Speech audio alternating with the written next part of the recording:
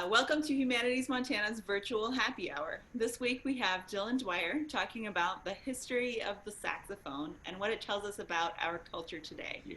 Well, the saxophone is a 170-year-old instrument that has been adored, banned, held responsible for some pretty dramatic, massive shifts in global culture.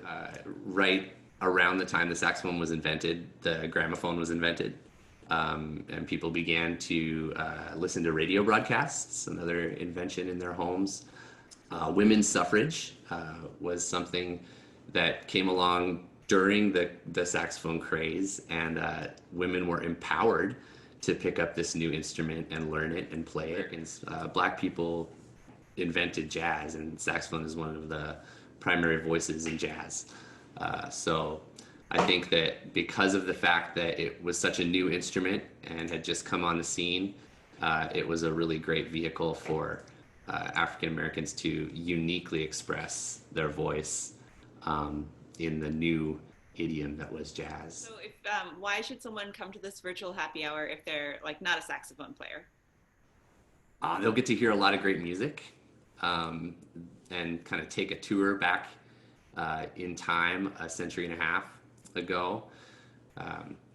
I think that it's a uniquely American instrument, so it's really interesting to look at the saxophone and study saxophone music with the backdrop of Prohibition, things that happened in American culture that are sort of unique to American culture and American personalities. Jazz music and the saxophone are both associated with dancing and drinking and vice and all of the things that people have been engaged in American society for a very long time. So, it's all a nice happy marriage of music and booze and sex and drugs and crime.